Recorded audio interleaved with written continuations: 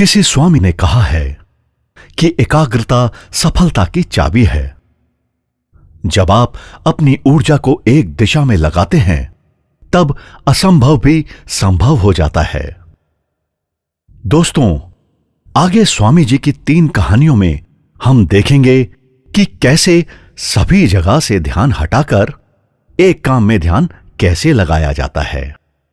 तो आइए सुनते हैं पहली कहानी। स्वामी जी एक पार्क में आराम कर रहे थे। वहां उन्होंने एक लड़के को देखा जो खाली पेज पर कठिन श्लोक लिखने की कोशिश कर रहा था, लेकिन गलतियों के कारण बार बार वो लड़का उस पेज को फाड़ रहा था और हर बार नए पेज से शुरू कर रहा था। कुछ समय बाद लड़के का ध्यान स्वामी जी पर गया तो लड़का तुरंत उनके पास गया और प्रणाम करके बोला कि हे स्वामी जी, मैं पिछले 3 घंटे से इस श्लोक को सही से लिखने की कोशिश कर रहा हूं, लेकिन हर बार कोई ना कोई गलती हो जाती है जिससे मुझे शुरू से शुरुआत करनी पड़ती है। मुझे कुछ नहीं समझ में आ रहा कि मैं क्यों नहीं लिख पा रहा हूं।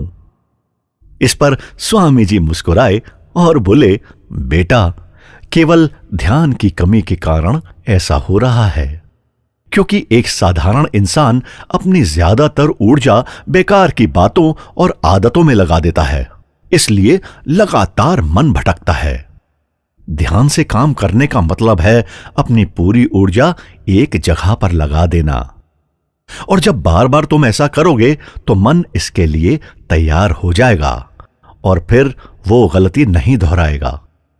लड़के ने पूछा, स्वामी जी, अगर मन बार बार भटक रहा हो तो मैं एक काम में ध्यान कैसे लगाऊं?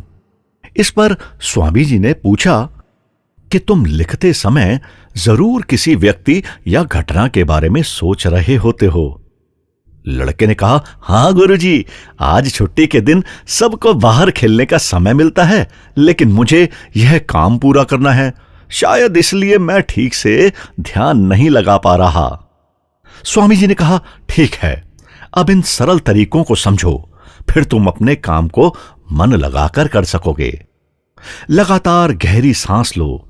स्वामी जी ने कहा, जब भी तुम्हारा मन भटके तो 5 गहरी सांसें लो और अपना ध्यान काम और खेल दोनों से हटाकर अपनी सांसों पर लेकर आओ। जितना तुम अपनी सांसों को देखोगे उतना ही तुम्हारा मन शांत होने लगेगा। काम को महसूस करो। जब तुम लिख रहे हो तब सब कुछ बारीकी से महसूस करो, जैसे कलम तुम्हारे हाथ को छू रही है, और लिखते समय जो आवाज हो रही है उसे भी ध्यान से सुनो। जब तुम सभी चीजों पर बारीकी से गौर करोगे तो ध्यान भटकना कम हो जाएगा और तुम्हारा मन और शरीर केवल एक काम में लगा रहेगा।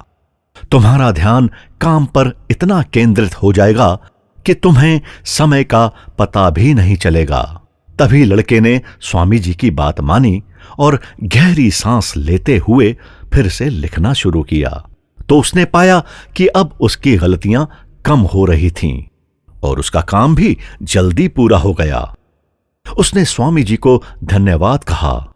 इस पर स्वामी जी ने मुस्कुराते हुए कहा कि याद रखो, जब मन और इंद्रियां एक काम में लग जाती हैं तो ध्यान गहरा हो जाता है और यही सच्ची सफलता है। अगली कहानी। एक युवक ने स्वामी जी से पूछा कि मन में आ रहे विचारों को कैसे छोड़ते हैं। स्वामी जी ने युवक से कहा, बताऊंगा, लेकिन उससे पहले तुमको एक परीक्षा देनी है। फिर एक गिलास पानी को पूरा भरकर स्वामी जी ने युवक के हाथ में पकड़ा दिया और कहा, पानी की एक बूंद गिराए बिना इसे पकड़कर खड़े रहो। युवक ने कहा, यह तो आसान है, और गिलास संभाल लिया। शुरू में तो सब ठीक था, लेकिन थोड़ी देर बाद ही उसके मन में संदेह उठने लगे। इससे क्या फर्क पड़ेगा? आखिर कितनी देर तक मुझे ऐसे पकड़े रहना होगा यह गिलास? जैसे जैसे यह विचार आने लगे उसका ध्यान भटकने लगा और गिलास से पानी छलकने लगा। अंत में स्वामी जी ने कहा, बेटा, जब तक तुम्हारा मन शांत था तब तक पानी नहीं गिरा, लेकिन जैसे ही तुम्हारे मन में विचार आने लगे तो पानी बाहर गिरने लगा। उन्होंने आगे समझाया कि जैसे गर्म लोहे पर हथौड़े की चोट उसे नया रूप देती है, वैसे ही तुम्हारे विचार व्यक्तित्व को और मन को आकार देते हैं। तुम्हारा मन भी गिलास में पानी की तरह है, जिसे आसानी से विचलित किया जा सकता है। अगर तुम पानी यानी मन को स्थिर रखना चाहते हो तो पहले सभी विचारों को स्थिर करना सीखना होगा। अब तुम एक काम करो, इस गिलास को फिर से पकड़ो और अपना ध्यान अपनी सांसों पर ले आओ। अपनी सांस को पेट और सीने में आते जाते महसूस करो। हाथ में होने वाले दर्द और असहजता को जाने दो। मन में जो विचार आ रहे हैं उन्हें बहने दो।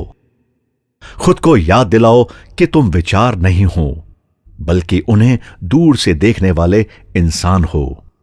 ऐसा याद रखने से विचार आकर चले जाएंगे, लेकिन मन को विचलित नहीं कर पाएंगे। थोड़ी देर तक युवक ने इस अभ्यास को जारी रखा और गिलास से एक भी बूंद गिराए बिना खड़ा रहा। स्वामी जी ने कहा, इस तरह ध्यान से अभ्यास करते रहो। धीरे धीरे तुम्हारा मन शांत होने लगेगा और तब कोई भी कठिन काम करना तुम्हारे लिए स्वाभाविक हो जाएगा। इसके बाद वो युवक स्वामी जी को धन्यवाद कहकर घर लौट गया। अगली कहानी। एक दिन एक युवक स्वामी जी के पास पहुंचा। उस युवक के चेहरे पर परेशानी और हताशा साफ झलक रही थी।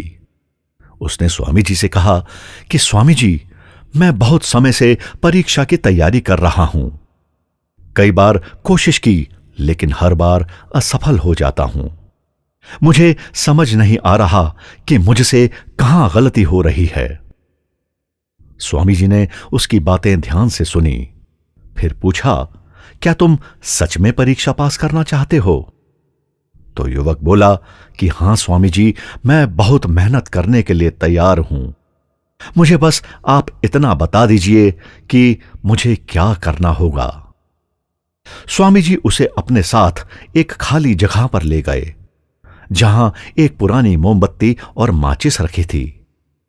उन्होंने उस युवक को मोमबत्ती दी और कहा कि इस मोमबत्ती को जलाकर यहां से थोड़ी दूर पर खड़े उस पेड़ तक ले जाओ, लेकिन ध्यान रहे कि मोमबत्ती बुझनी नहीं चाहिए।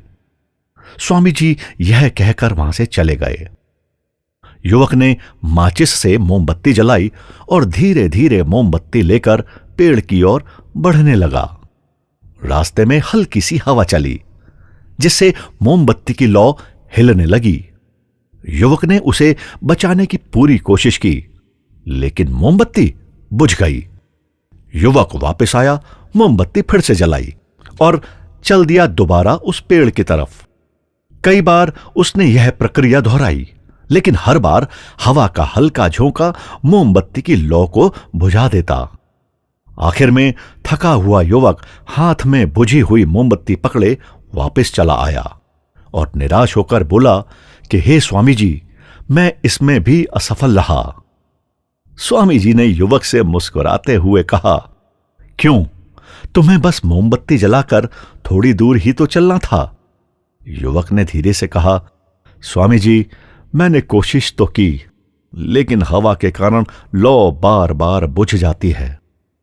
स्वामी जी ने कहा, यही तो तुम्हें समझना है कि तुम्हारा मन भी इस मोमबत्ती की लौ की तरह है और चारों तरफ की हवा ध्यान भटकाने वाली आदत है। जब तक तुम अपने लक्ष्य पर पूरी तरह ध्यान केंद्रित नहीं होगे, तब तक तुम अपनी मंजिल तक नहीं पहुंच पाओगे। इसलिए मन को एकाग्र करो और जो भी काम करो उसमें पूरी तरह से डूब जाओ। तुम्हारे प्रयास जरूर सफल होंगे। और याद रखो, सभी तरह के ज्ञान का मूल तत्व ध्यान है। इसीलिए कुछ भी करने के लिए तुम्हें एक जगह ध्यान लगाना तो सीखना ही होगा। तुम जैसी आदत डालोगे वैसा ही मन होता जाएगा। इसलिए छोटे से छोटा काम भी ध्यान लगाकर करो।